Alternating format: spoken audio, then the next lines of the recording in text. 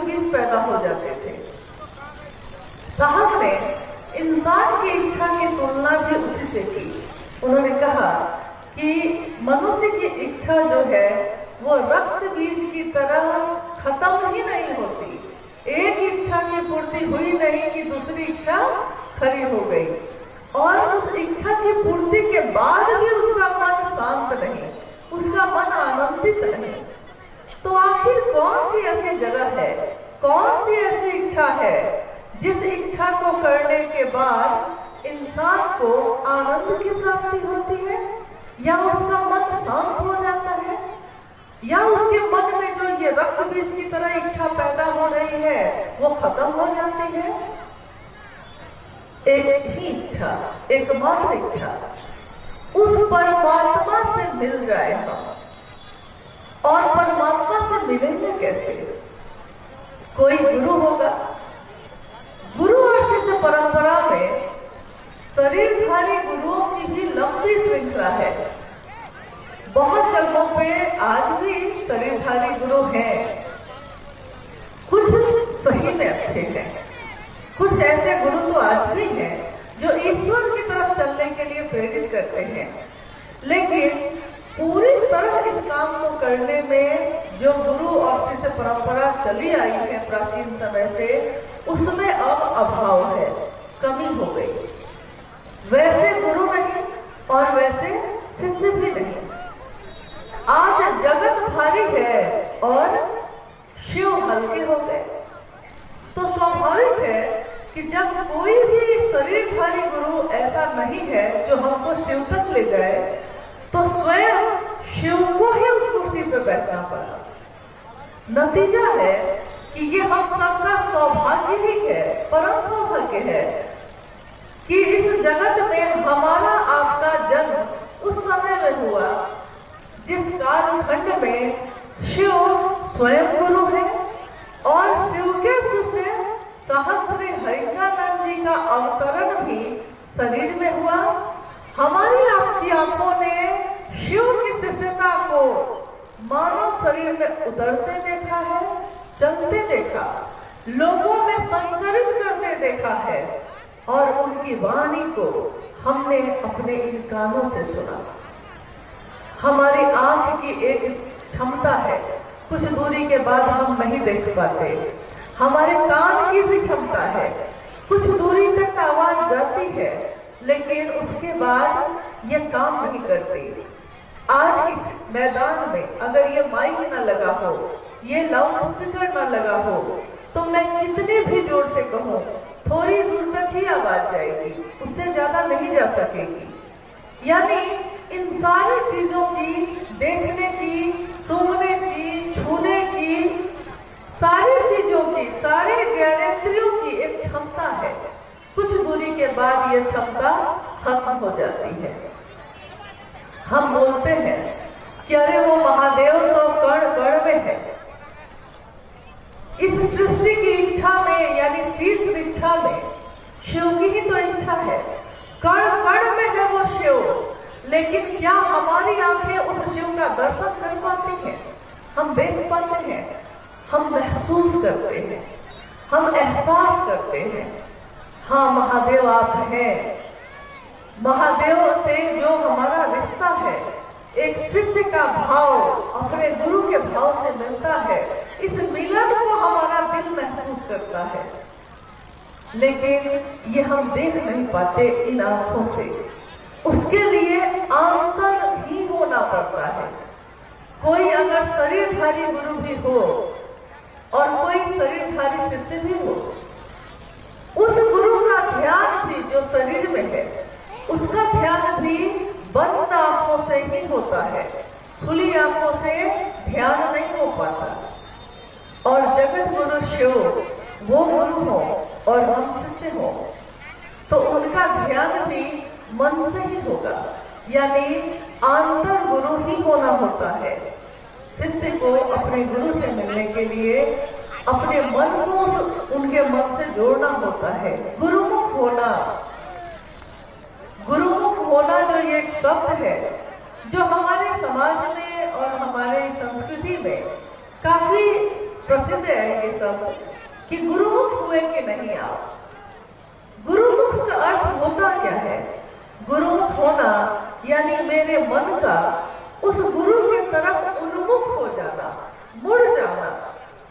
किसी विशेष दिशा में अगर एक व्यक्ति का विचार या उसकी इच्छा घनीभूत होती है, गहरी होती है, तो उस सोच में, उस विचार में, उस भाव में परिणाम होते हैं। शिव की इच्छा से ये सृष्टि बनी, ये दुनिया बनी, और शिव की ही इच्छा घनीभूत होकर इस धरती पे आई है। तो देखिए ये धरती कितनी सुंदर है। और जहां देखिए आज शिव की चर्चा हो रही है, तो इस स्थान पे, इस जगह पे बैठे उसी गीत के बोल याद आते हैं जो अक्सर साहब और मां नीलमाधव सुना करते थे। कभी कभी कोई ऐसे गीत हुआ कर किए जिसको उन्होंने काफी पसंद किया। उससे निकट एक बोल है कि बड़े अच्छे लगते हैं ये धरती, ये अंबर, ये नदियां, ये गुरु की चर्चा, ये साहब दीदी और तुम, वो जो शिव की बात करते हैं, वो जो शिव की बात सुनते हैं। आज हम में से हर एक व्यक्ति जब उस दिन को याद करता है जिस दिन हमने शिव को अपना गुरु बनाया था, हमारे साहब कहते हैं कि याद कीजिए कभी उस दिन को भी जिस दिन आपने शिव को अपना गुरु बनाया था। कितने अच्छे मन से बनाया था, क्या सोचा था? किसी ने आपसे कहा था कि महादेव को अपना गुरु बनाओ, शिव मेरे गुरु हैं, तुम्हारे भी हो सकते हैं, और आपने शिव को अपना गुरु बनाया था। महादेव आप मेरे गुरु हैं, हे शिव आप मेरे गुरु हैं, मैं आपका शिष्य हूं, मुझे शिष्य पर दया कर दीजिए। कभी आपके मन से ये पुकार उठी थी, आपने साहब और दीदी का साथ लिया था और महादेव की तरफ चलने का वादा किया था। मन जिसका गमन करना स्वभाव है, चलना जिसका स्वभाव है, कभी भी रुकता नहीं और सबसे तीव्रगामी है, यानी सबसे तेज चलता है। वो मन जब शिव के गुरु स्वरूप से जुड़ता है और उसके मन में शिष्य भाव जगता है, प्रकट होता है, तो उसका मन शिवगामी होता है, यानी शिव की तरफ गमन करता है। और जब शिव की तरफ गमन करता है तो आदमी का स्वभाव है कि वो जिसके बारे में बात करता है, जितनी बात करता है, उसका मन भी उसी की तरफ होने लगता है। संकीर्ण की बात करने वाले का मन भी संकीर्ण हो जाता है। विराट की बात करने वाले का मन भी विराट होता है और शिव की बात करने वाले का मन भी शिव होता है, शिव से कम नहीं होता। क्योंकि हम जिसकी बात करते हैं हमारा मन उसी से भर जाता है। जो शिव की बात करता है, शिव के लिए करता है। आपने कभी भी उस गुरु भाई को या उस गुरु बहन को बैठकर किसी की समीक्षा करते नहीं सुना होगा। आपने कभी नहीं सुना होगा कि जो शिव के लिए चल रहा हो वो बैठकर ये बात कर रहा हो कि कौन अच्छा कर रहा है, कौन गलत, कौन शिव का शिष्य हुआ है और कौन नहीं हुआ, ये उसका विषय ही नहीं है। जिसने खुद में शिव को अपना मानने का जो वादा किया है, उस वादे पे वो चल रहा है और उसकी एकमात्र मंशा यही होती है कि दुनिया भी उस रास्ते पे चले जो शिव ने चाहा, जो साहब और दीदी ने चाहा। और उन्होंने क्या चाहा? उन्होंने इसके सिवा कुछ भी नहीं चाहा कि तुम नहीं तो कोई नहीं। अभी भाई आलोक जी एक भजन गा रहे थे, गुरुदेव एक तुम ही हो, मुझे शिष्य का सहारा। जब से मैं शिव का शिष्य हुई, इस गीत को मैंने कितनी बार सुना। उस समय तो अक्सर शिव चर्चाओं में यही गीत बजा करते थे। हे महादेव, मैं अधम हूँ खला ज्ञानी, तेरी महिमा मैंने न जानी, छारी चरण की तो जाऊं तिहारे। और ये भजन भी जो अभी बज रहा था, जो वो गा रहे थे, इस भजन की एक एक पंक्ति, एक एक इसके बोल शिष्य की कृतज्ञता से भरे हुए हैं। शिष्य जब कृतज्ञ होगा, झुकेगा अपने महादेव के लिए, तो वो क्या बोलेगा? तेरी चर्चा कर सकूं मैं, या तुझसे दया मांग सकूं, या तुझको नमन कर सकूं, तुझको नमन कर सकूं, इस योग्य मैं नहीं हूं। तेरी चर्चा कर सकूं, इसकी बिसात नहीं है मेरी। क्योंकि शिव का शिष्य समझता है कि महादेव की ताकत काम कर रही है, गुरु का आदेश ही सामर्थ्य लाता है। निर्बल साधक, निर्बल शिष्य, जिसकी बोली कोई नहीं सुनता, जब वो शिव से दया मांगकर शिव की बात करता है तो दुनिया उसकी बात सुनती है। वो उस व्यक्ति को नहीं सुनती, वो उस व्यक्ति के द्वारा बोले जा रहे शिव की महिमा का गान सुनती है। शिव गुरु होकर कैसे उतरते हैं धरती पे, कैसे दिल और प्राण में छा जाते हैं, और शिष्य कैसे शिव भाव में भर के इस रास्ते पे गमन करता है, वो उसको सुनता है। तो तेरी चर्चा कर सके हम, इतनी बिसात हमारी नहीं है। लेकिन इस मंच पे जो गुरु का मंच है, न कोई यहाँ विद्वान है, न कोई यहाँ गुरु है, न कोई यहाँ वरिष्ठ है, न कोई यहाँ पुराना है। अगर कोई पुराना है, अति प्राचीन कोई है, शिव स्वयं है। एक तरफ वो शिव अति प्राचीन है और एक तरफ वो शिव नित्य नवीन है, अभी अभी सब हो जाता, अभी अभी जिसका जन्म हुआ है। यानी हर वो पल जो शिव भाव से भरा है हमारे जीवन में नित्य है, नवीन है, सुंदर है। शिव सत्य है, शिव सुंदर है।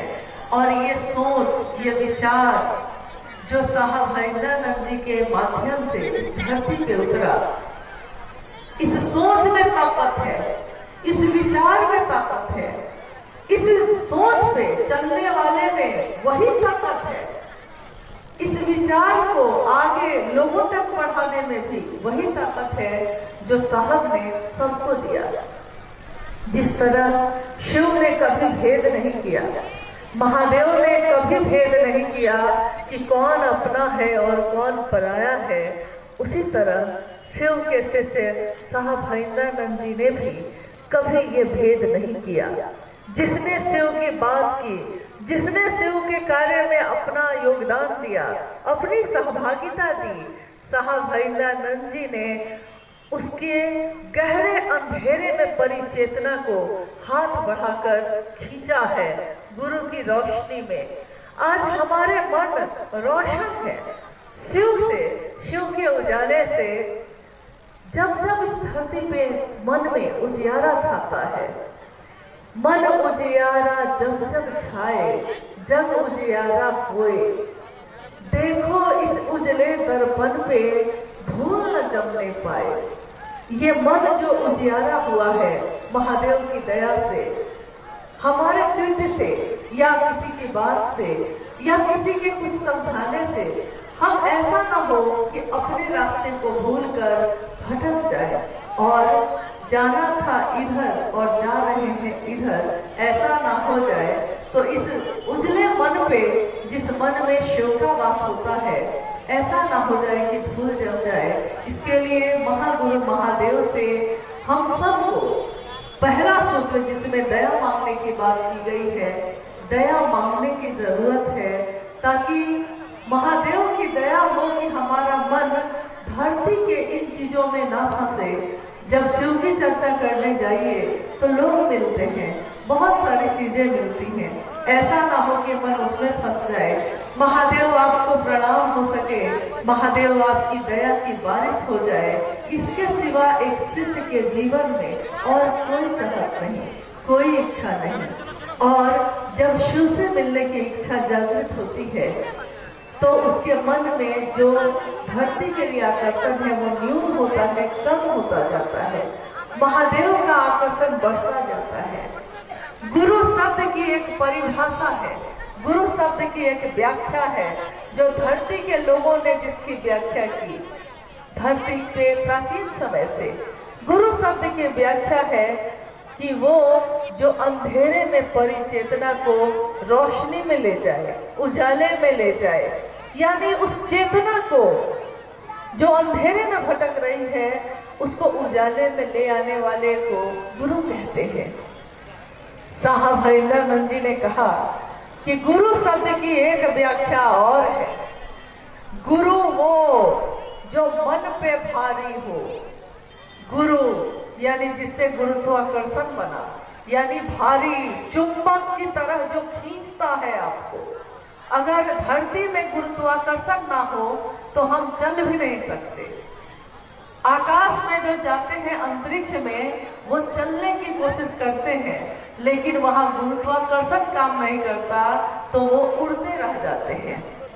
धरती पे जैसे चलते हैं वैसे नहीं चल पाते। इसके लिए कि धरती हमें अपने चुंबक में खींचती है तो हम चल पाते हैं। आध्यात्म भी एक रास्ता है, इस रास्ते पे चलने वाला तभी चल सकता है इस रास्ते पे जब गुरु का भाव उसके मन पे भारी हो। जगत के रिश्ते हल्के हो जाए और गुरु भारी हो जाए तो वो शिष्य जगत में रहते हुए भी, इस दुनिया में रहते हुए, तमाम परेशानियों और उतार चढ़ाव में रहते हुए भी उसके मन में हर पल महादेव की याद रहती है, महादेव की ही स्मृति। उन्हीं के बाद सुबह आंख खुली तो और रात में आंखें बंद होती हैं तब, और नींद में भी जिसके शिव है। साहब ने कहा ऋषि वही है, साधु वही है जिसकी नींद में भी शिव अवस्थित है।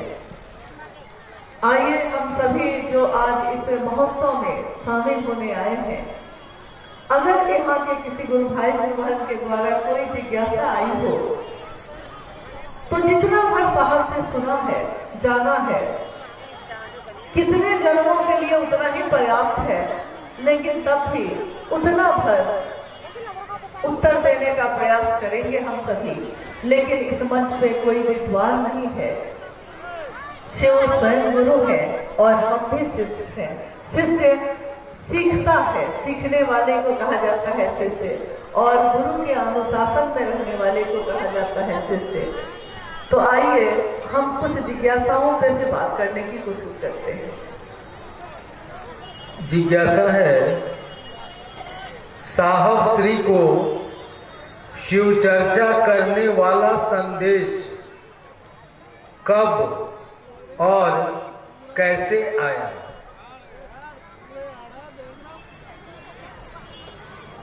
साहब को शिव चर्चा करने वाला संदेश, तो पहले तो हम इसको थोड़ा सुधार कर रहे हैं।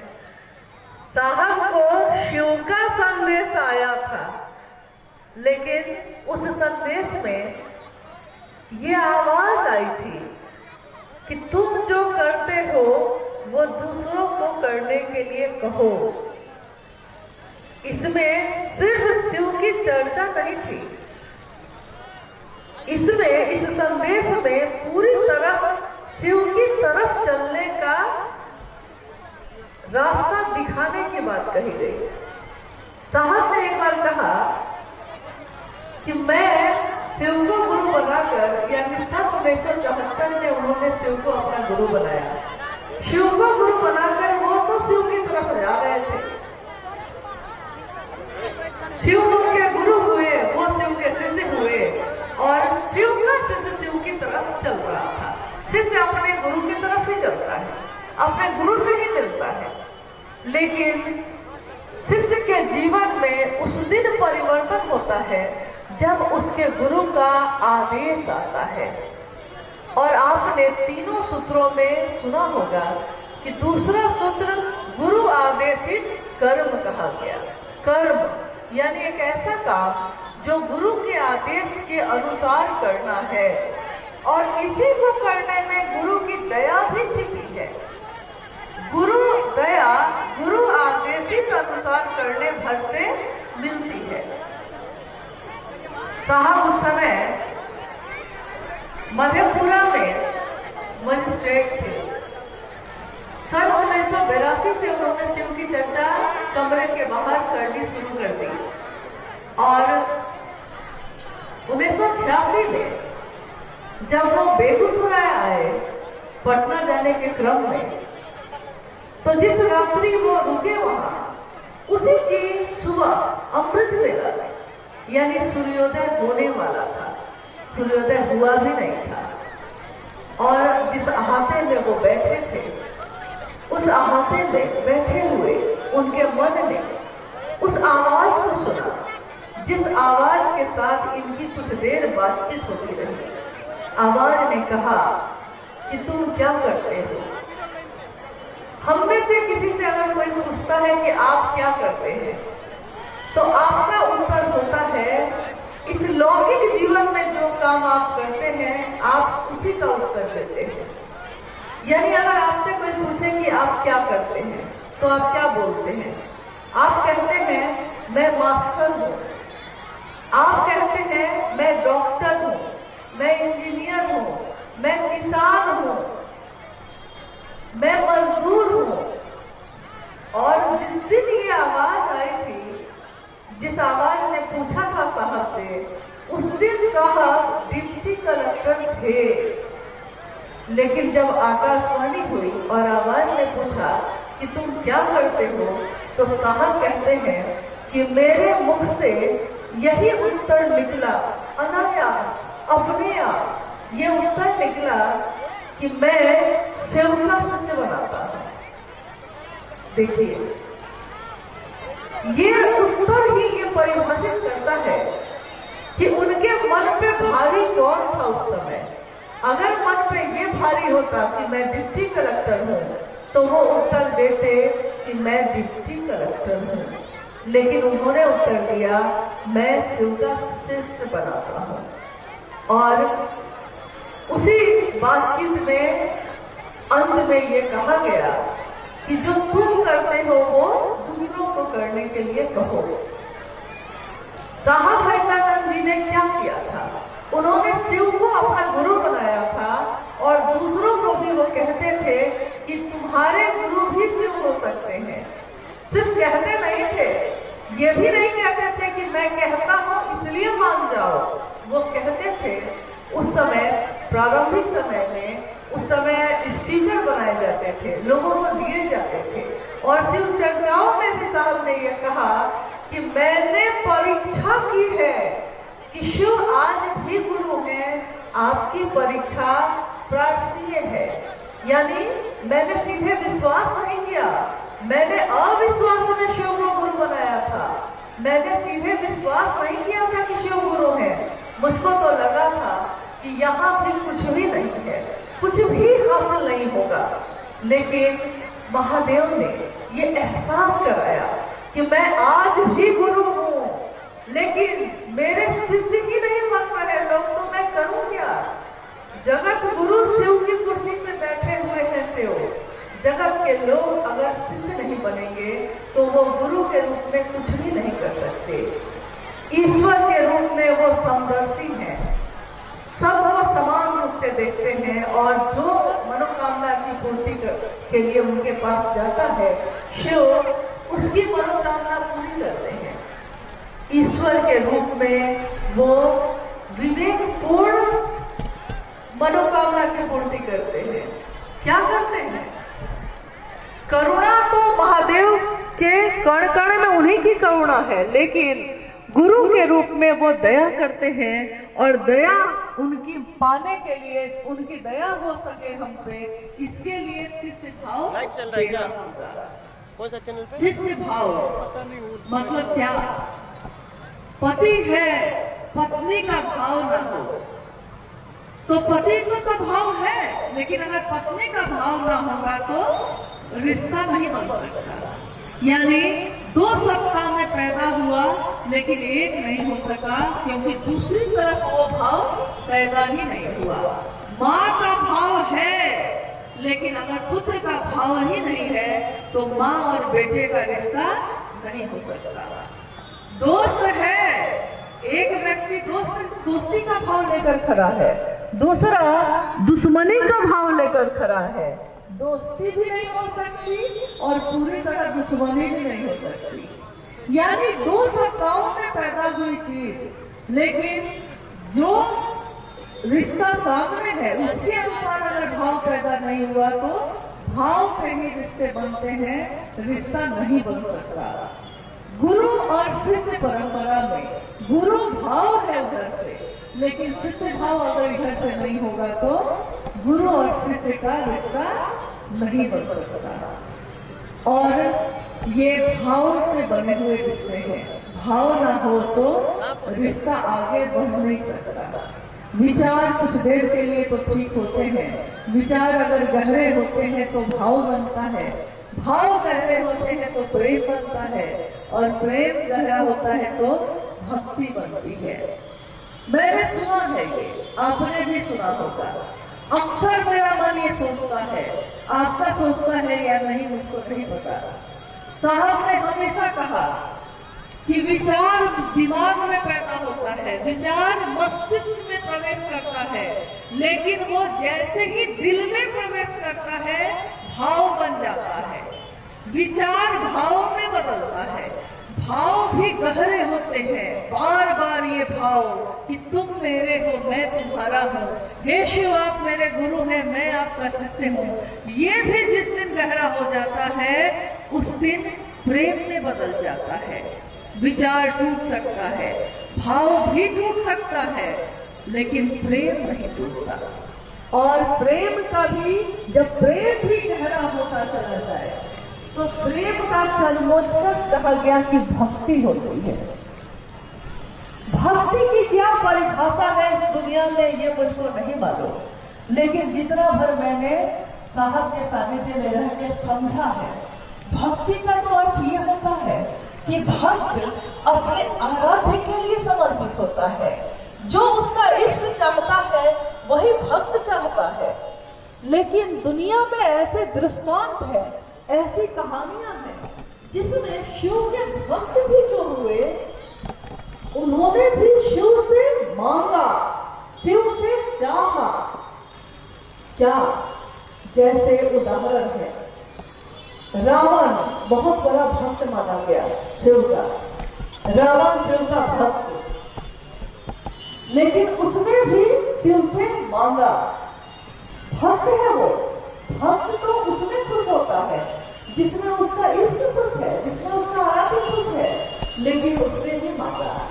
मांगा भी तो क्या मांगा? शिव को चाहा और मांगा भी तो क्या मांगा? तीनों लोगों का मैं अधिपति बन जाऊं, सोने की लंका में लिखो।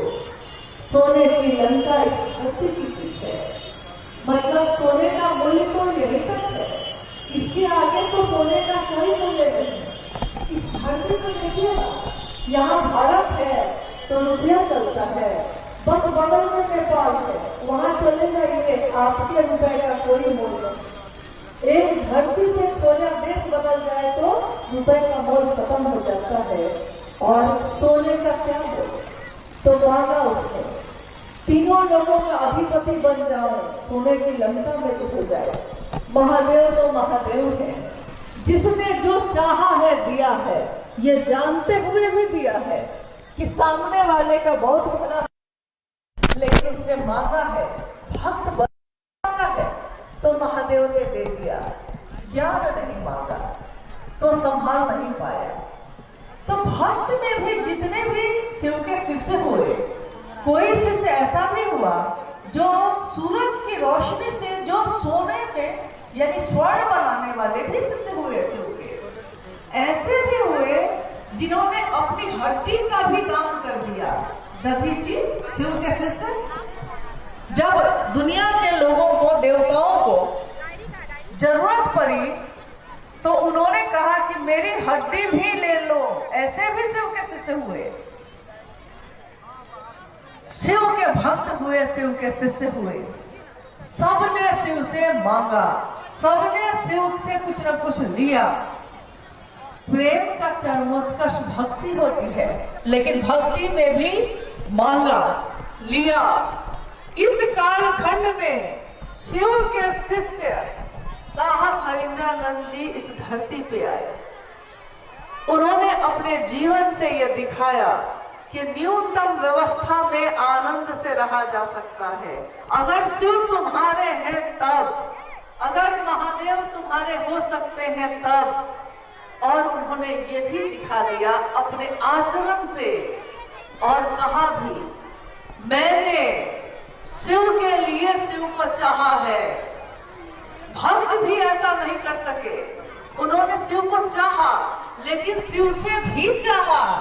और शिव के शिष्य साहब हरिंद्रानंद जी ने शिव को चाहा तो शिव से कुछ नहीं चाहा, शिव को क्या दे सकते हैं ये चाहा। तो मुझको लगता है कि एक दिन धरती इसकी व्याख्या भी करेगी कि जब भक्ति का भी चरमोत्कर्ष होगा, जब भक्ति भी गहरी होती है, तो उसका नाम क्या होगा, उसको किस नाम से पुकारेंगे इस धरती के लोग। जिसने शिव के लिए शिव को चाहा, जिसने धरती के लोगों को शिव का दान दिया है, शिव शिष्यता बांटी है, उन्मुक्त मन से बांटी है। ये चाह है कि हर जीव शिव हो जाए, ये चाह है कि मेरे कलेजे का टुकड़ा है वो जो शिव का नाम लेता है। जब भक्ति का भी चरमोत्कर्ष होगा तो उसका नाम होता है शिव का शिष्य हरिंद्रानंद। इसके सिवा भक्ति का चरमोत्कर्ष इस धरती ने कभी नहीं देखा, अभी तक तो नहीं देखा था। आगे दुनिया देखेगी या नहीं ये मुझको नहीं पता। तो जो उन्होंने चाहा है, हम सभी शिव के शिष्य वो करने की कोशिश करें। हम ये नहीं करें कि हम क्या चाहते हैं, आप क्या चाहते हैं। जो उन्होंने चाहा, शिव ने जो चाहा, साहब ने वो चाहा। हमने साहब को देखा शिव शिष्य के रूप में, तो हम वो चाहें जो उन्होंने चाहा। और उन्होंने ये चाहा कि हम शिव की तरफ जाए, शिव के पास जाए, शिवगामी हो जाए। बस इतना ही जो गुरु का आदेश मिला था उनको, उसमें ये बात नहीं थी कि शिव की चर्चा हो, लेकिन साहब ने कहा कि शिव की कथा का प्रचलन है, शिव की चर्चा का नहीं। आज तक प्राचीन इतिहास उठाइए तब से, चाहे वो सिंधु घाटी सभ्यता हो और चाहे ये 2024 का ये समय, आज तक में कहीं भी शिव की कथा का तो प्रचलन रहा है, लेकिन शिव चर्चा का इस शब्द का प्रयोग पहली बार शिव की शिष्यता में ही हुआ और साहब और दीदी के माध्यम से ही हुआ। दया मांगनी है, आज तक कृपा शब्द का प्रयोग होता था, दया मांगनी है, ये शब्द सिर्फ शिव की शिष्यता में ही ये प्रयोग किया गया। और मन मेरा नमन करेगा, किसी भी चीज से कर सकते हैं आप, जो आपको है वो आपके पास है। आप नमः शिवाय से कर सकते हैं तो करिए, नमः शिवाय से भी नहीं कर सकते तो जो समझ में आता है प्रणाम करने की जैसी विधा वैसा करिए। लेकिन परिणाम तभी होंगे जब हम शिव के शिष्य साहब हरिंद्रानंद जी के अनुसार शिव शिष्यता में चलेंगे। अपने अपने अनुसार चलेंगे तो परिणाम नहीं मिलने वाला है। न मेरे अनुसार चलने की जरूरत है, ना किसी और के अनुसार चलने की जरूरत है। जरूरत बस इतनी है, जिसने शिव को जमीन पे उतारा वो हरिंद्र है हमारा, आपका, सबका, जिसने शिव को जमीन पे उतारा और उनके अनुसार हम चले।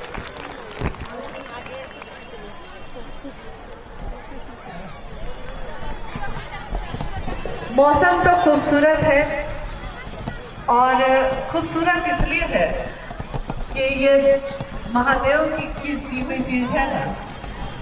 भैया अनु जी ने कहा थोड़ी देर पहले कि 4-5 दिन पहले लगा कि जैसे पंडाल लगाना पड़ेगा, तो यहाँ से गुरु भाई जो कन्हैया जी हैं उन्होंने जब फोन पे ये कहा, देखिए मैंने अभी ये कहा आपको, ताकत न हम में है ना आप में, ताकत उसमें है जिसके आदेश पे हम आप चलते हैं और उन्हीं की ताकत काम करती है। तो उस दिन धूप इतनी तेज थी कि बैठ नहीं पा रहे थे। आज सुबह से कुहासा ऐसा हो गया कि चल नहीं पा रहे थे, लेकिन तब भी शिव कैसे से नदी के किनारे भी रास्ता बना लेते हैं, अपनी जगह बना लेते हैं। शिव का साथ हो तो नदी का किनारा भी अपना हो जाता है, जंगल भी अपने हो जाते हैं और पहाड़ और आकाश भी अपने हो जाते हैं।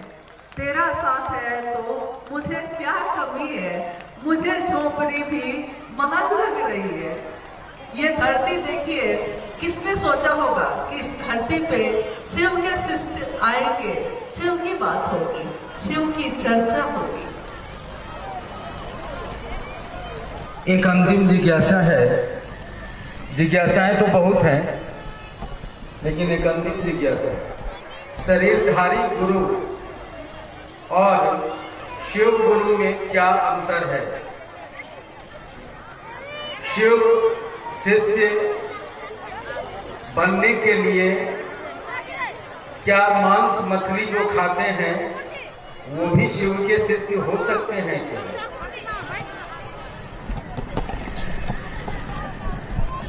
जिज्ञासा तो आपने सुन ही ली होगी। शरीरधारी गुरु में और जगत गुरु शिव में क्या अंतर है?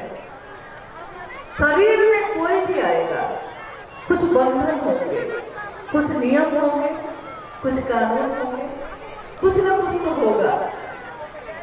शरीरधारी गुरु भी शिव की तरफ लेकर चल सकते हैं। जैसे गुरु, सदगुरु और जगत गुरु की व्याख्या में जो साहब ने बताया, साधना से, मंत्रों के जप से, स्पर्श से, यानी छूकर या अपने पास बैठाकर या साधना बताकर या मंत्र का जप बताकर आपके मेरे मन को पूरी तरफ उन्मुख कर सकते हैं। लेकिन ये प्रक्रिया बहुत लंबी होती है और सबके लिए संभव नहीं। आज के इंसान के लिए तो और ज्यादा असंभव है, क्योंकि जिंदगी में हलचल बढ़ती जा रही है, चीजें बढ़ती जा रही हैं, भौतिक आकर्षण यानी जगत का आकर्षण बढ़ता जा रहा है। उसमें मन का शिव पे ध्यान लगाना या आस्था लगाना, और जैसा कि आप देख भी रहे हैं कि जहाँ भी ऐसी बात होती है तो कभी ऐसा हुआ करता था कि साधु जंगल में बैठ के तपस्या करते थे, लेकिन अब जंगल इतने कम हो गए कि साधु भी अब जगत में ही दिखते हैं। यानी इस हलचल में शिव का ध्यान हो जाए ये बड़ा कठिन है, लंबी प्रक्रिया है, श्रम साध्य है। और एक सीमा के बाद शरीरधारी कोई भी गुरु एक सीमा तक तो आपको लेकर जा सकते हैं, आगे उसके महादेव की दया ही आपको खींच सकती है। तो गुरु, सदगुरु और जगत गुरु की व्याख्या में साहब ने कहा कि जो जगत के गुरु की कुर्सी पे बैठे हैं महादेव, वहां कोई बाध्यता नहीं है कि तुम ब्रह्मचारी बन के आओगे तब मेरे शिष्य होगे। महादेव के पास ये बाध्यता खत्म। तुम किस जाति के हो, किस धर्म के हो, किस वर्ण, किस संप्रदाय के हो, महादेव यानी परम सत्ता के पास ये बाध्यता भी खत्म। क्योंकि जाति हमने और आपने बनाई, धर्म इंसान ने बनाए, महादेव ने नहीं। कोई काला है, कोई गोरा है, कोई अमीर है, कोई गरीब है, कोई कुछ है, कोई कुछ है, ये हमने आपने बनाए, महादेव ने नहीं। महादेव ने तो सबको अपना अंश ही दिया, सबके अंदर वो शिव का अंश ही है। तो महादेव ने तो कोई भेद नहीं किया। और वो एक ऐसी सत्ता है जहाँ कोई नियम खत्म हो जाते हैं, क्योंकि वहां अगर वो नियम लगाएंगे, जगत गुरु शिव अगर नियम लगाएंगे कि जो शाकाहारी है वो सिर्फ मेरे शिष्य बनेंगे, तो फिर बाकी तो छूट जाएंगे। वो अपन नियम लगाएंगे कि सिर्फ इस धर्म के लोग मेरे शिष्य बनेंगे, फिर वो जगत के गुरु नहीं होंगे। जगत का गुरु, देखिए ये किसी धर्म या संप्रदाय की बात नहीं हो रही। शिव की सिद्धता जाति धर्म संप्रदाय से परे की चीज है। कोई भी गुरु परंपरा इन चीजों से परे की चीज ही होती है, चाहे वो शैक्षणिक गुरु हो चाहे वो आध्यात्मिक। शैक्षणिक गुरु भी यानी स्कूल में पढ़ाने वाला गुरु भी अगर गुरु है तो वहां अपने बच्चे को भेजते समय हम ये नहीं सोचते कि वो किस जाति का है, किस धर्म का है।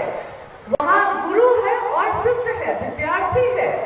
तो सिर्फ ज्ञान देना और ज्ञान लेना, यानी जब शैक्षणिक संस्थानों में जाने में, स्कूल में जाने पे बाध्यता खत्म हो जाती है, तो आध्यात्म की धरती पे जगत गुरु शिव के रास्ते पे जो चलेगा वहां कौन सी बाध्यता काम करेगी। एकमात्र परम सत्ता वो ऐसी है जहां राक्षस भी उसके अपने हैं, देवता भी उसके अपने, जहां इंसान भी उसके अपने, नर लोक, नाग लोक और देवलोक, तीनों लोक जो इस धरती पे कहे गए वो सब के सब एक समान रूप में किसके अपने हैं, तो शिव के हैं।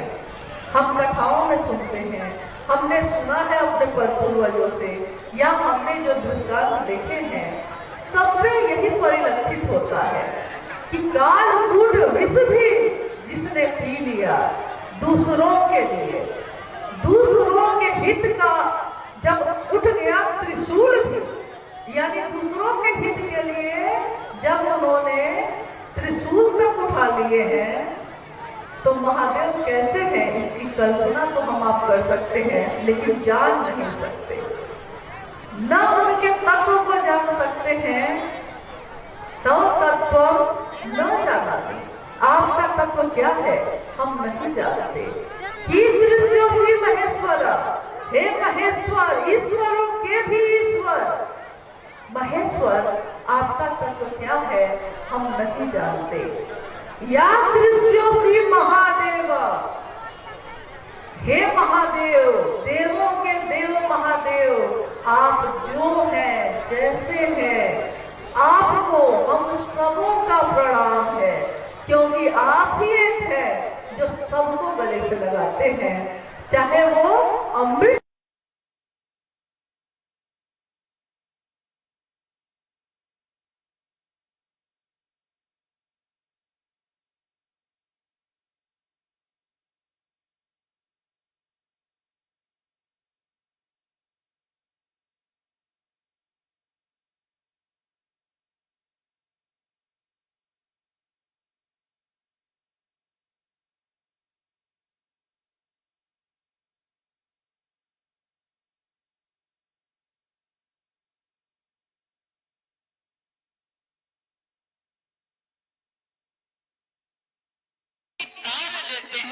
शंभु ए उरग, उड़ के बल जा गलहार लिंगे शंभु।